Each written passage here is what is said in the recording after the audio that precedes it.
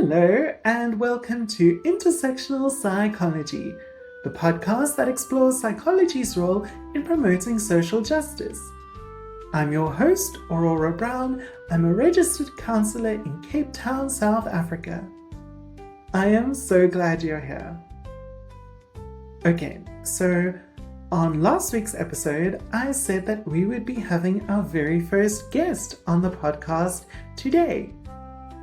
But I forgot that when I started this podcast, I promised to release a guided relaxation practice once a month. And that was always the plan for this episode. So that is what we are doing today.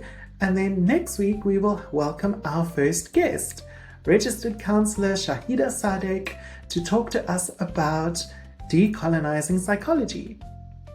But today, firstly, I'm going to provide a little bit of context about the exercise we're going to do. And then once I've set the scene, I'm going to turn my camera off and just have a peaceful screensaver here on the screen to help you stay in the zone if you choose to keep your eyes open.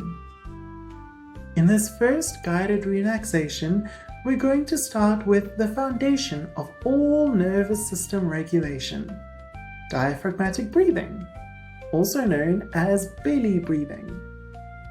It's a simple, evidence-based, and very useful technique that we can use at any point in the day when we feel stress or panic coming on. Once you get used to it, it only takes a few seconds for you to regulate yourself in an emergency. Or you can extend it into a longer session, like this one that we're doing today. Just a quick content note. As a disabled person myself, I do want to acknowledge that in this practice, I'm going to use some normative language about body configurations and abilities. If there's something you're unable to do, or that just doesn't hit right for your mental map of your body, please feel free to adapt the exercise however you need. Or if a suggestion doesn't land, just let it flow past you like an irrelevant leaf on a stream. For example, I'm going to mention keeping your feet grounded on the floor. But I personally don't have feet. So I'm going to use that instruction to center and ground my body as best as I can in my seat. This space is here for you, not the other way around. Before we begin, here's the nerdy theory bit, but I promise it's worth it. Most of us breathe from our chest when we're stressed. That's called thoracic breathing, and it's fine in short bursts. It has a use. But when it becomes your default, it tells your brain that you're under threat. Because when we are breathing fast and shallow, and our hearts are beating fast, we can more easily take action to fight or to run away. We stay in fight or flight mode because we are only getting oxygen into the top lobe of each lung, which means we are not getting rid of all the carbon dioxide building up in our lungs, and that can lead to a panic attack. And we are also keeping our diaphragm rigid. Now, the diaphragm is a big muscle here under your lungs. And keeping it rigid sends messages to the amygdala in our brain to go even more into its survival responses. So it's this endless loop of panic. When you breathe into your belly, though, you flatten your diaphragm and massage your vagus nerve, which sends calming signals up to the amygdala, which is your brain's panic button. In return, your body starts to produce serotonin, melatonin, and endorphins, which are basically stress-busting, mood-boosting, sleep-bringing magic. Not only does diaphragmatic breathing help you relax, but it also lowers your blood pressure, lowers your heart rate, increases your blood oxygenation, and improves muscle function during exercise to prevent strain.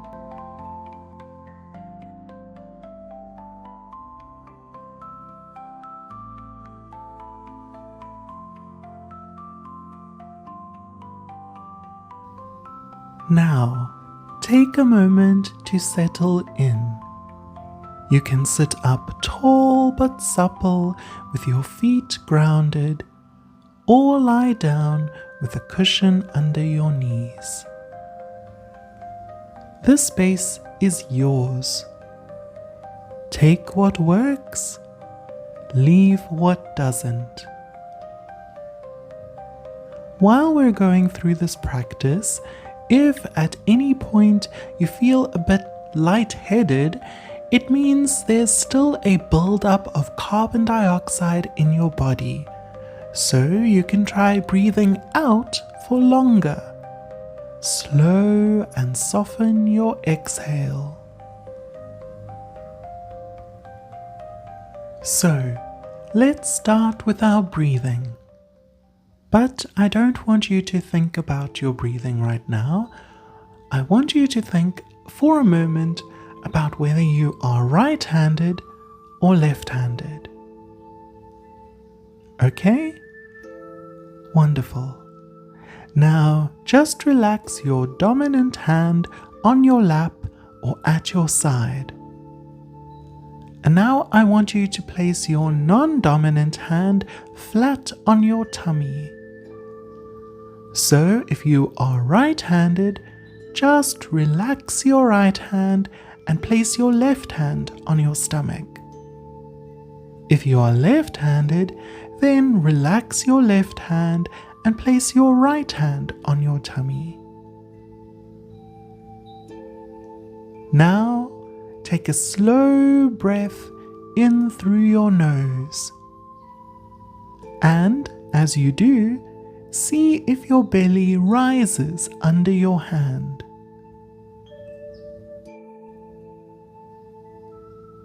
Now breathe out gently through pursed lips, like you're blowing through a straw, or blowing out all the candles on your birthday cake. If your stomach is staying relatively flat and your hand is relatively still on your belly as you breathe in and out, it means you are mostly engaged in thoracic breathing, up in your chest. Okay, so have a look there at your hand on your tummy. Now, I don't want you to think about breathing. Instead, I want you to think about your stomach as a balloon. And I want you to think that you're going to inflate this balloon, breathing in through your nose. And your stomach is going to expand. And your hand is going to rise. So, there we go. Keep the balloon inflated and relax. Inhale, belly expands like a balloon. Exhale, belly softens and the balloon deflates.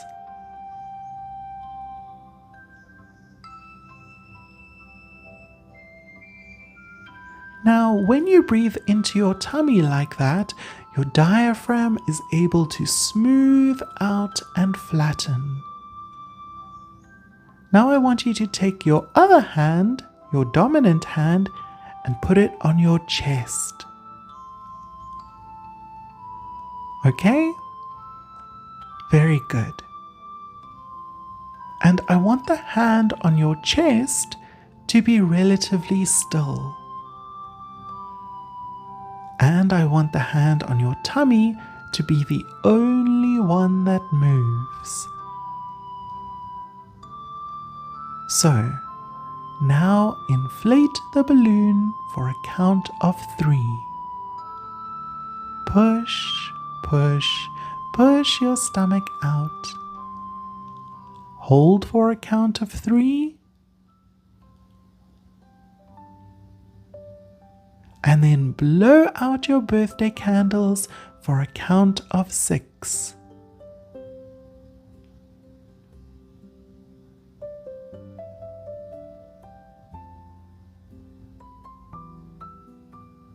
Now you might close your eyes for the rest of the practice, or keep them open with a soft gaze resting on a spot in front of you. You don't have to force anything. Just notice the rhythm.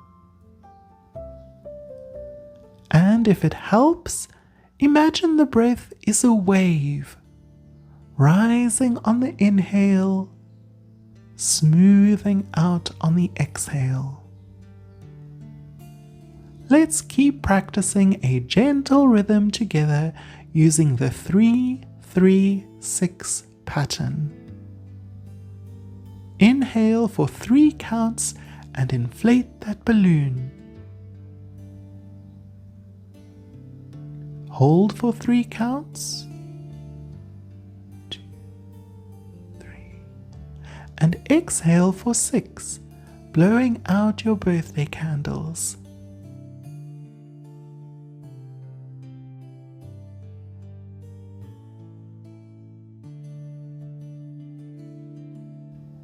Here we go. Inhale. 1, 2, 3. Hold. 1, 2, 3. Exhale. 1, 2, 3, 4, 5, 6. Beautiful. And again, if you feel dizzy or lightheaded, that's a sign to make your exhales even slower and softer. Let's do that 2 more times. In, hold, out.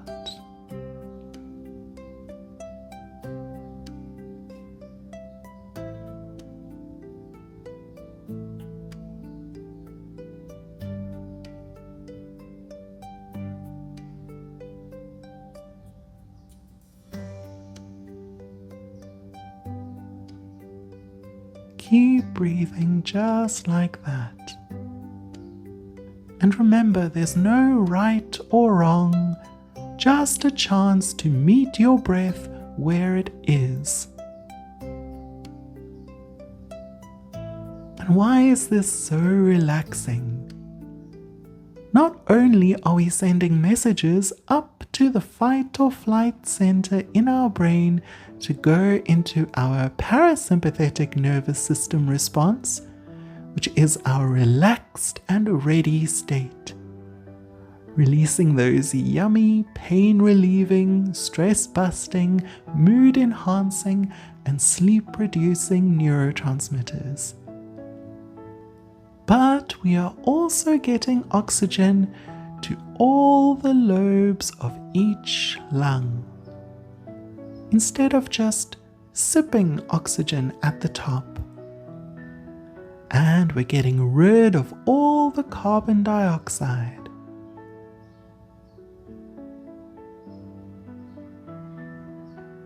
Keep breathing.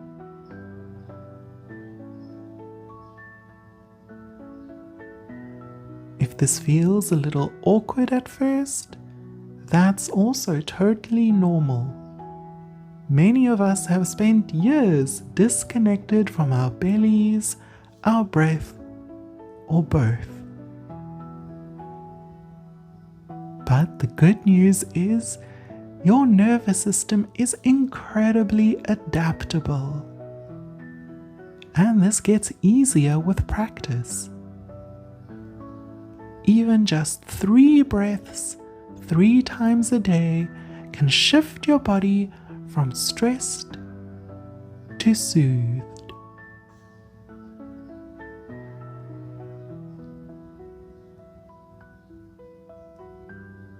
Take one more deep breath with me, in through the nose.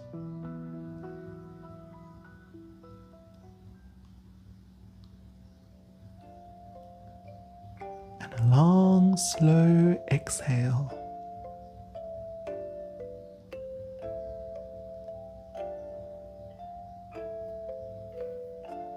You're doing such important work by simply showing up for yourself in this way. When you're ready, begin to wiggle your fingers or toes and gently return to the space around you. Open your eyes if they are closed. This concludes our diaphragmatic breathing session. I hope you feel a little more grounded, a little more connected, and a lot more like yourself.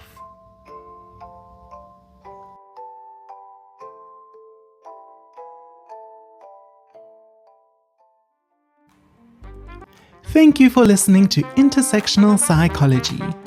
Please follow or subscribe to the podcast to get every episode. If you enjoyed this episode, please rate and review Intersectional Psychology in your preferred app. It really helps other people find the podcast. This episode of Intersectional Psychology was researched, written, recorded, and edited by me, Aurora Brown. For a transcript of this episode, please see the link in the show notes on your podcast app or go to intersectionalpsychology.com. You can also check the website or the show notes for a full list of references for this episode. A video of this episode with closed captions is available on youtube.com/@intersectional psychology. To support this podcast and get access to bonus content, including additional episodes and interviews, as well as more guided mindfulness sessions, please go to patreon.com/intersectional psychology. You can also chat with me on Blue Sky at intersectpsych.bsky.social and Instagram, Facebook, or TikTok at Intersectional Psychology. But mostly Blue Sky. Aurora Brown and Intersectional Psychology are committed to the Sight Black Women praxis. All episodes of Intersectional Psychology are for educational purposes only and are not intended to be a substitute for professional mental health advice, diagnosis, or treatment. I, Aurora Brown, am not able to answer specific questions about individual situations. Always seek the advice of your health provider with any questions you may have regarding a mental health condition. Never disregard professional medical advice or delay in seeking it because of something you have heard or seen on this podcast. If you think you need immediate assistance, please call your local emergency number or any mental health crisis hotline. Everyone deserves good mental health